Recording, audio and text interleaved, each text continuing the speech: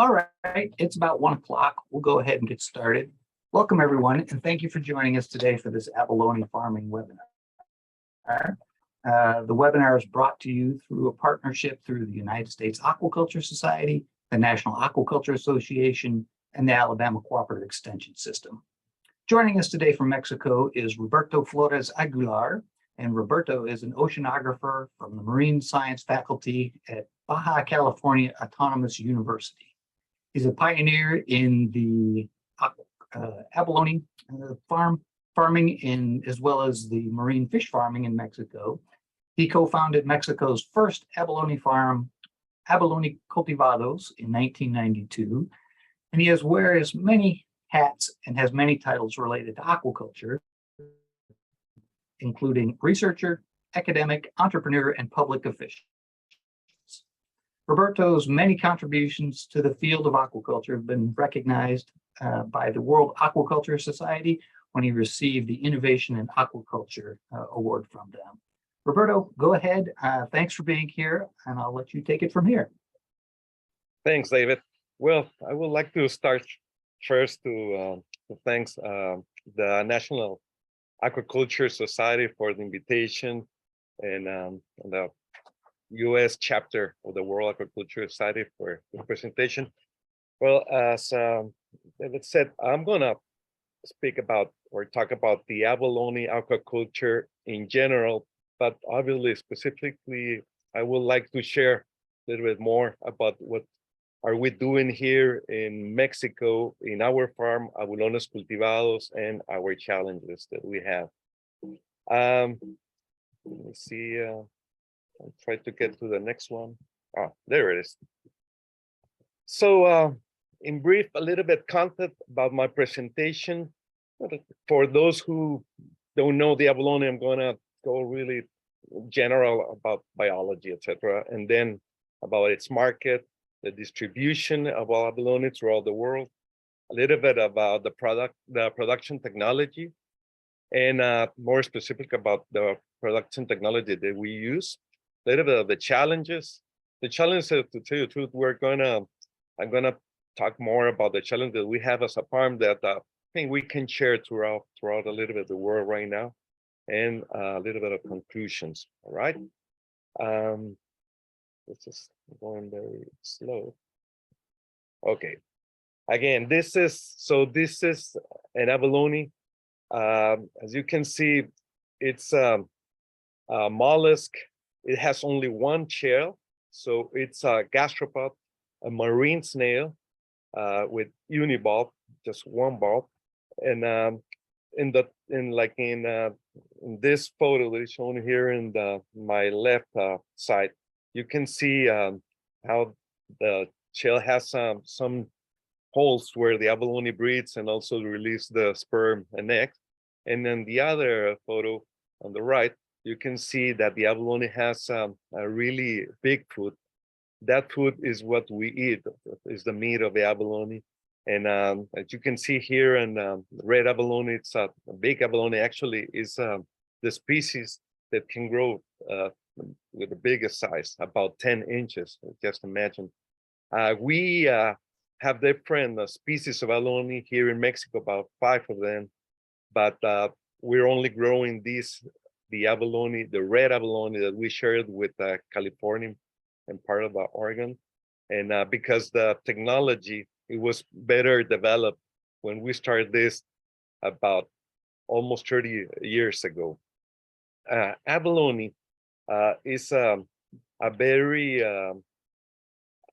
prestigious and culinary delicacy, a highly prized item throughout the world. As you can see, some of the pictures in Asia, it's very important for the cuisine and very important for banquets or for weddings.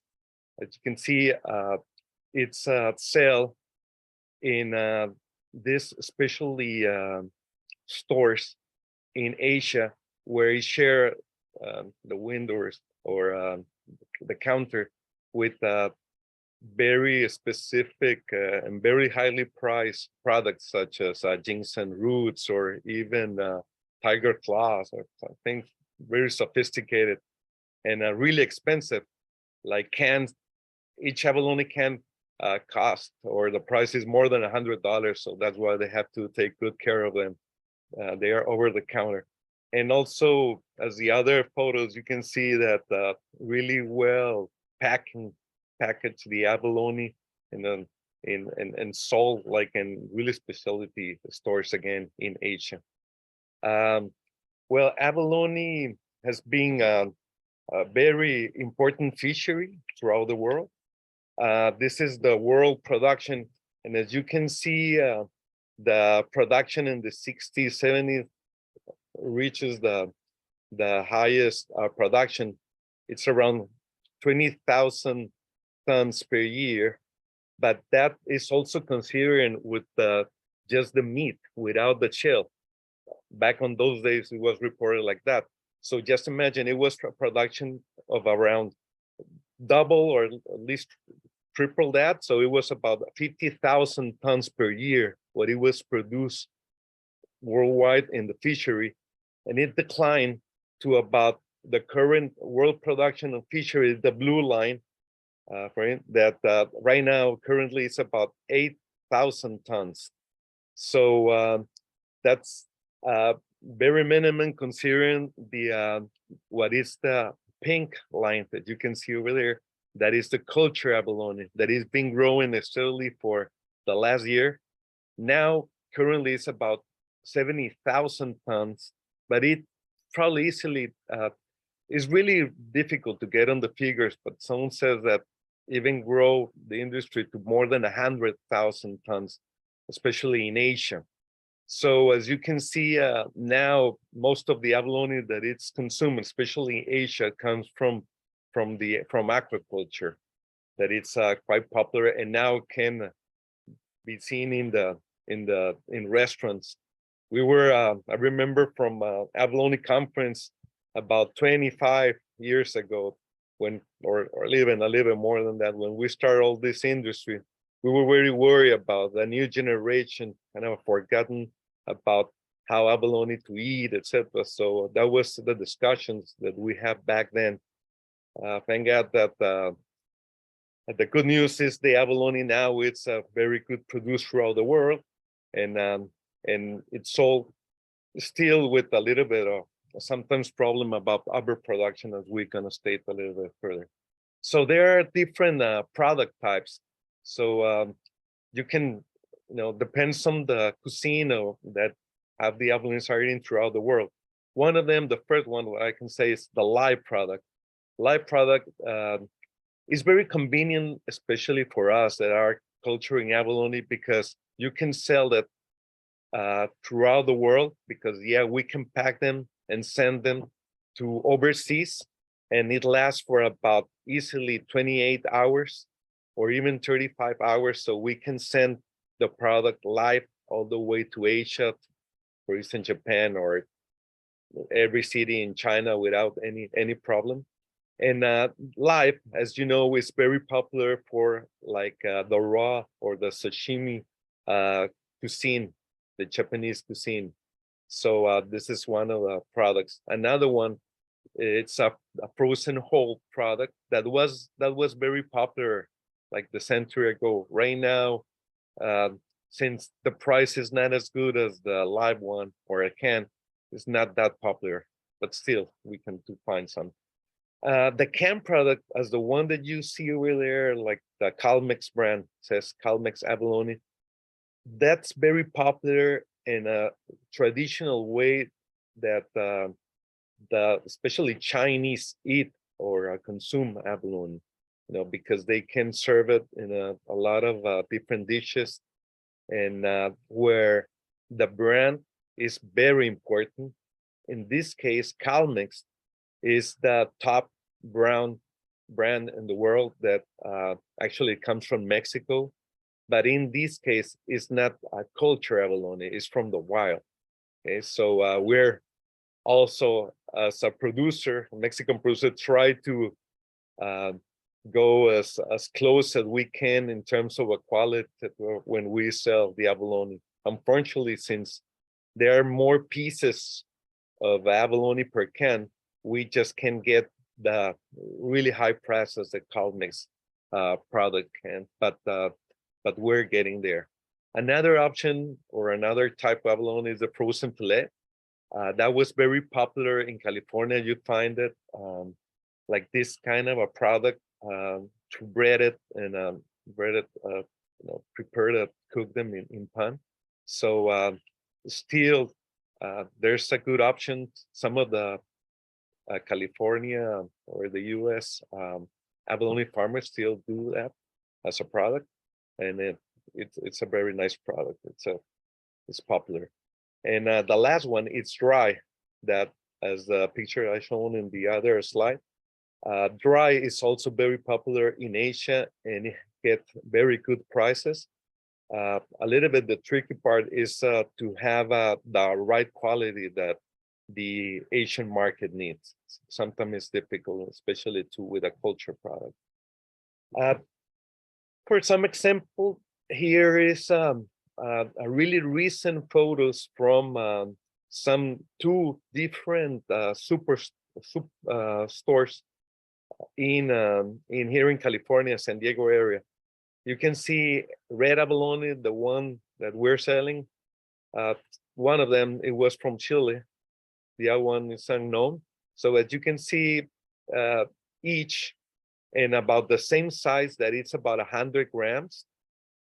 Abalone, you can see a big difference in price, and it was like on sale in the other case. So, but if we consider the $6.99 a piece, roughly we can get $31 a pound. This is obviously a retail price. So again, this is a very good product because it guarantees that it's a completely fresh product. It's obviously it's live. As I mentioned, we some 20, 30 years ago, we had a lot of questions about how the market was going to react with this much smaller abalone coming from aquaculture, from our farms, because what we're going to see later on is that the abalone takes a lot of time to grow. To get to the size of the wild abalone that they're selling, it takes at least about 8-10 years to grow to that size. So obviously the aquaculture product is much smaller. So we have a lot of questions about that. But now, very happy for us as producers to know that there's a lot of different products already in the market, especially in Asia, where they produce large amounts of abalone. You can see like in pouch bags and already prepared, like ready to eat different containers. This is in general where the abalone are grown. Even though that there's more than 100 species, about only 15 or there are cultured. Most of them in temperature or cold water, coastal waters, as you can see. And the main producers or the biggest producers are in Asia, such as China, Japan, Korea. It's very important. A little bit less in Taiwan. That's where almost 95% of the production is coming from that region, and with really good also product. And as you can see, also there's production in Australia, New Zealand, South Africa. South Africa is very important. A little bit in Europe, like France, Ireland, and Spain. Chile, it's also producing quite a lot of abalone. And it's very interesting because the abalone, it was introduced in their 70s. So now it's one of the most important producers besides Asia. And us, let's say, United States and Mexico, which we produce the abalone, is also in Chile. We are the 3 countries that produce the red abalone. Okay. Here's the world production. And as you can see on the table, China obviously is the really major producer abalone with 70,000 tons. It's very difficult, as you know, to get to the China figures. There has years that are being declared that more than 100 tons 100,000 tons per year that is produced. But currently, since the price that we're dropping in the last years, I think at 70,000, it's a much closer figure. And this is just even I got it from different sources, but this is just to give you an idea. Please have it with a little bit careful about that. Korea, with a 10,000 tons also production, it's quite big. And then you have South Africa and Chile as a producer. In the U.S., is interesting because the production has been stable, actually a little bit, sometimes even going to reduce a little bit because of some of the biggest farm that it was in California closed their operation about 3 years ago, very sadly. And in Mexico, even though that we were the first wild producers of abalone in the 70s, and we started the abalone farming as many of the rest of the country, we haven't really been able to catch up with the production. We have only 3 farms I'm gonna show you right now, and the production is still very low, 50 tons, and with really good quality abalone. So, this is again just some article just showing you that this the reduction of the price and that being suffering the industry. This in the case of the Chinese abalone farmers struggling to make a good profit because of the reduction of prices. Well, as I mentioned before, we have all these species. United States has 7 species of abalone. We have 6 species of abalone, and we share some of them. The most important one, the commercial ones, are the red abalone, that where it comes most of the production, like 90%, and some green abalone, that it's also, we call it blue abalone. We share that species, and it's, well, actually where it's produced in these calmex or in the wild population in Mexico is more green, and the pink abalone, that is the third important production species. But these other 2 species, the green and the pink, that we call it actually the pink yellow, is in aquaculture are not big numbers coming out yet. So especially, hopefully in the future, especially since again it's a very important species in terms of the market. It has a really good price on these abalone. This is Baja Peninsula, you're aware of it, and we have 2 farms in the north,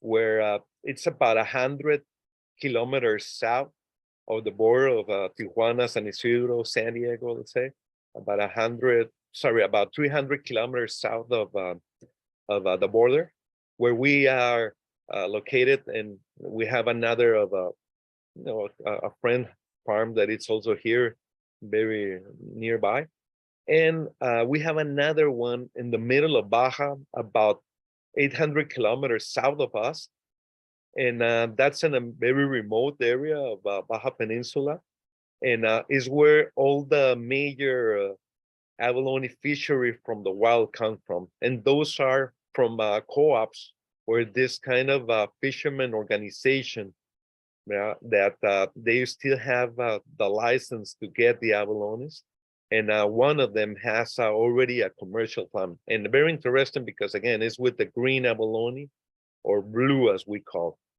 A small production, but it's still, and it's there, and it's coming along very, very well. Well, abalone needs to be produced, the spat or the seed needs to be produced in the lab. It just can be collected from the wild, from another mollusks like bivalves. So we have 2 different ways of producing the abalone. Like in the left side, my left, you can see like what we call the Japanese or the Oriental technology is the abalone is seeded, and the spat is seeded, and it lives in this like wavy plates in these racks and wavy plates in big tanks.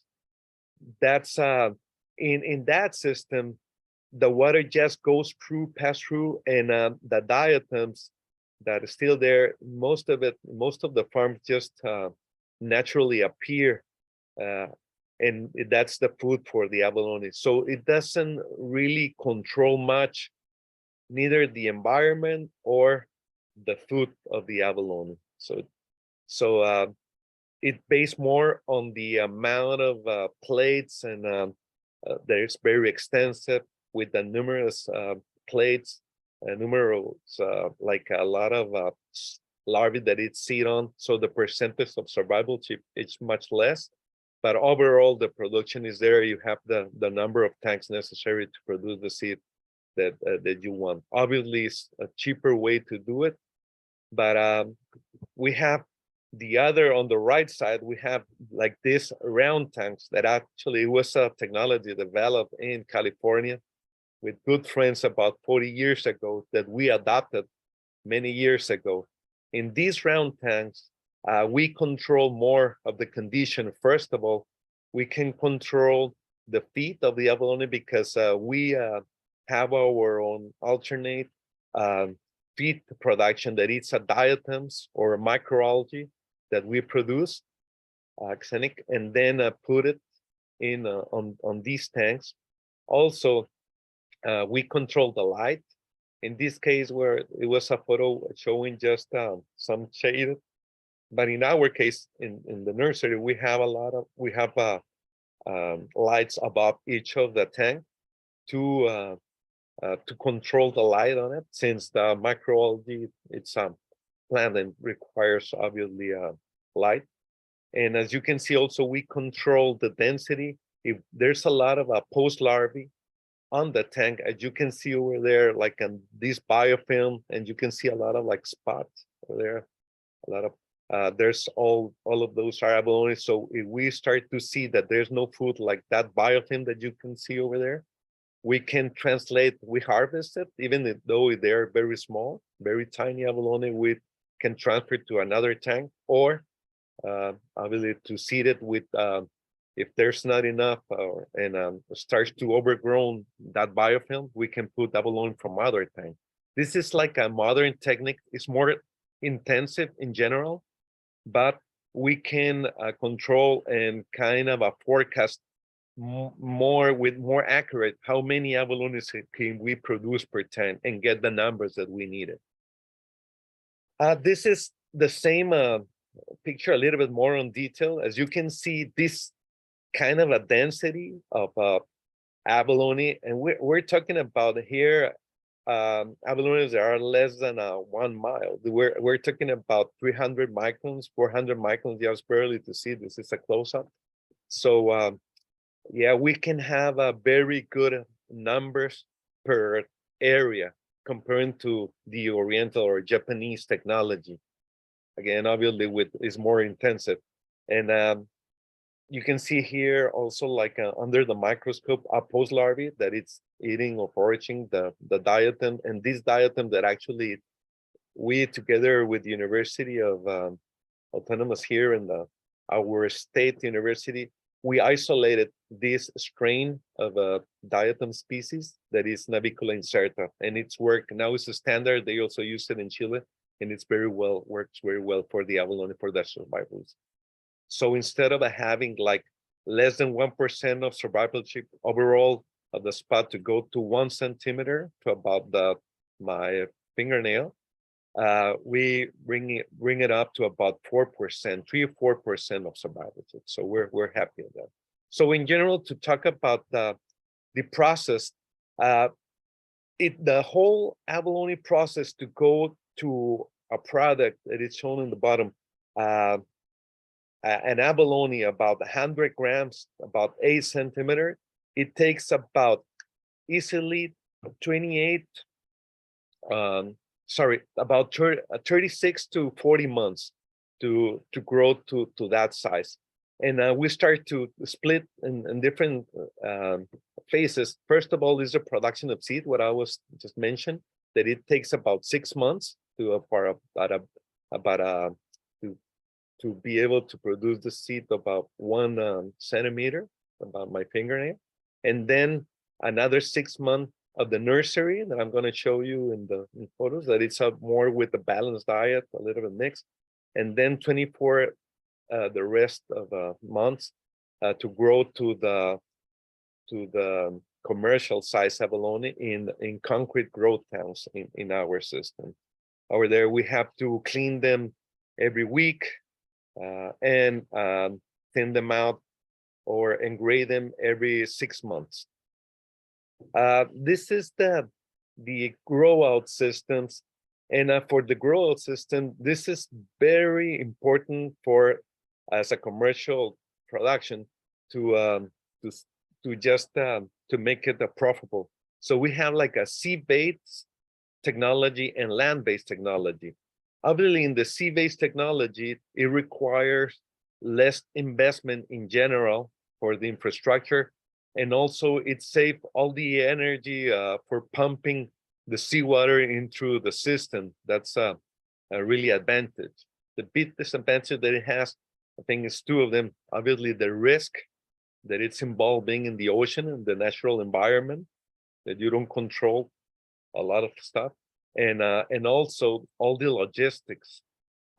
And sometimes it's difficult to work like in days with bad weather, for instance, etc., and to get good track of the abalone, of the stock. And the land-based, all of this is much easier, to control the stock and to be really protected from the environment. But obviously, it's much more expensive, the infrastructure and the cost of production. I have some ideas in here that I want to share with you. This system was developed in Chile. A really nice system that this is really amazing because it's in the Patagonia, really in the south, where the salmon industry is also, Puerto Montt area, Chiloé Island. And it's interesting because the abalone really adapted very well to live there. It's like being in Washington State, where it's cold and where another species of algae grows over there, but really good for the as food for the abalone. So these they have these cages that can hold plenty good of amount of abalone, and in these long lines where the cages, this plastic or with a metal frame are hang, and once a week is taken out of the water to put more food on them, and then go back again. And again, every 6 months, general 8 months, we have to grade them and to thin them. This is also very modern system. This is the case of Korea. I'm gonna show you more photos of it, but as you can see, it's all plastic, really resistant about corrosion. And in each of these containers or baskets, there's a net with the abalones and the shelter on. It's kind of not shallow. It's not like let's say a yard from the surface, so it's not really deep, the net. And you can see, very important, how efficient they are feeding with this crane and like a mechanical hand, all the containers in the cage. So really labor efficient, and very important also to consider that they, in the case of Chile, they're using like the natural seaweed or kelp, but in this case of Korea, most of the I might say the total of the seaweed that they're using for the abalone as feed is culture. And the most important thing is also they culture 3 different species of kelp. So that's also guaranteed that when some of them, they don't have the quality good enough because of natural condition, they can use the other species. So that it's a really balanced diet for the abalone with a good grade. As you can see here, a good photo taken it from the internet. There's really big farms, really popular now in Korea, really nice to work on because, as you saw, you can walk throughout the whole farm and check the abalones, check the stock.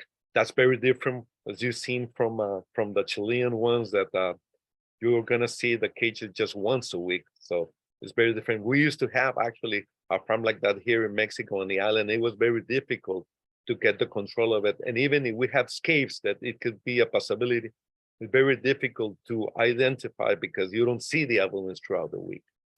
Well, this is another photo of the abalones or these uh, cages, the Korean, or this is a China also, they share this technology. In this case, as you can imagine, you have to keep the mesh very clean. And here is it's critical to keep a good water flow of the water to come inside the cage, and to get the right density, and to keep grading the abalones as they grow, and then to harvest. So as you can see over here, is very easy also the harvesting process. It's manual, but it's really easy. And as you can see also, it's full with the seaweed. They put once or twice, depends on the temperature, the amount of kelp that is needed, and just let it sit it over there. You don't need to take the waste of the feed out. They wash away with the currents. But as you can see, even with this modern technology, you can see also that if there's a risk for storms. I took these photos from the newspaper in Korea throughout the internet, and you can see all the investment that goes wash away to the shore. So really depends. You have to be on a certain protectant side, etc. Still, I think it's a really positive way to culture the abalone. I put this slide on purpose because there's a lot of technology. This is the case of fish farming now in Mexico, Campeche, with a really top of the line technology that these cages can be let down. They can sink to a certain level, so that way you're really protected from the storms. So all these technologies available for fish and salmon still exist. So the idea in the future is to use this kind of together, two technology, to put it together to save it. Well, in the case of the land-based technology, I'm gonna use also as an example what we're doing here in our site in Abulones Cultivados. As you can see, really nice, pristine coast here in Baja. We have plenty of really good quality water, and with all the facility, with a lot of land to continue to grow. We're in that phase. But before going into detail, it's very important to know also when we have this land-based facility, there are two ways to culture abalone, and especially or technologies, and it's based on the type of food or a feed, sorry, that you're using. In the lead one is like in our case that we use mixed kelp with artificial diet. So the tanks can be as shallow as the photo that you see on the right. That this technology has been developed, especially in Australia, that is now used also in New Zealand. And as you can see, it's very shallow tank. Actually, these tanks are built right on the floor on the abalone. It's only like a couple of inches from the surface where the water flows through. And it's really efficient to use the artificial diet because the each of the pellets are very close to each abalone. The abalone don't have to waste any energy to go and find the food. So it's very, very efficient. And also the use of water, since only a small layer of water flowing in through the tank. But in the case that we can use seaweed or kelp, in our case, that we have the license to go and harvest from the wild. So we obviously use this other kind of a method, to get the advantage from it. In our case, I want to share also these pictures with you. We're in the process of growing more abalone. So we're expanding our own the intake, the water intake that we're having. So with putting more pumps on site, that will give us a possibility to double all the production. Oops. In here, continue with the production. We have, as you mentioned, the American technology in these round tanks. And after that, we have this nursery. So the nursery, as you can see, it's concrete tanks where really the abalone loves to live, because it's very similar as the reefs where they live, where we have to place also this kind of shelters and wavy plates to put more surface for the abalones to live in. We have this like vertical plate. This is especially good for seaweed, for the abalone can crawl and kind of get to the seaweed. And the other one, this other shelter is in the bottom of the tank. It's like a V shape, and that's for the artificial diet, as you're gonna see a little bit more. Well, this is the artificial diet. It's something new that we're using in the farm, and it's very important we use it together with the kelp. We try to give them like 4 days of the week the kelp, and the rest of the week the artificial diet, because if we put them together, they prefer to feed on the natural diet. This is the kelp. So the abalone, they can go and eat this the particles or the of the flakes of the artificial diet that you see in here. We put the other shelter also. That way, it's like a plate, so the abalone can crawl, especially the small one, and get the artificial diet. We don't want any waste, because obviously it's much more expensive. You can see the abalone is growing very, very well in our farm. And again, with these two kind of a system in place. Some of the abalones, like in this case, we grow them all the way to about almost a pound. Obviously, the price is much better, but it takes about 7 years to grow to that size. So most of the product, we call it class 5 or class 4. That means 4 or 5 pieces per pound. So it's about around 91 in the case of class 5, and a little bit more than 100 for the size of 4. At that abalone, we have to harvest around 50% more, or over harvest, or overweight in our farm to get to the customer to the price that they're required. This is a little bit our plan. We're a new administration and increasing the production in our farm. The most important thing in here is that wanted to see is that we're intensifying the grow out, so we need to get to about 55 kilograms per square meter per volume of tank, and that's why we are putting more water into it. And the goal for us is to produce the 75 tons in 2025. There are many challenges that we have. One of them, it's and be able to be more competitive, is to follow the steps that like South Africa. Very interesting. The farms in South Africa, they're in 2 things.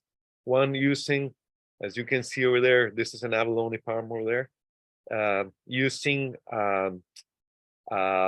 alternative energy, and also they use they reuse the water, filtering the water throughout kelp with filled with tanks that have a seaweed or kelp inside, so that filter the water and help it really to filter and to reuse the water. So that's really efficient, something that we're looking for in the future.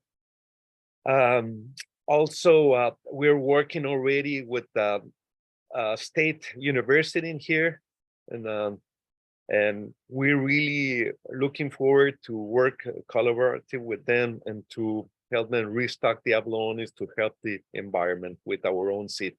Obviously, that seed needs to be taken to the vet before, check everything, just to make sure our abalones don't have any problem right now, any disease, but still it's very important.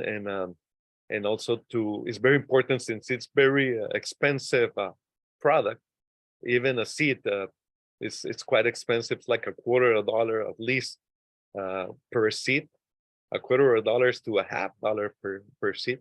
So we need to do it with very good technology with the right reefs or temporary shelters to have a good survivalship of the abalone once they are released or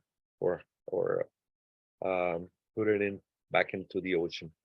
Well, as a conclusion or a summary, obviously with the level of production that we experience right now, obviously abalone industry is in the mature stage.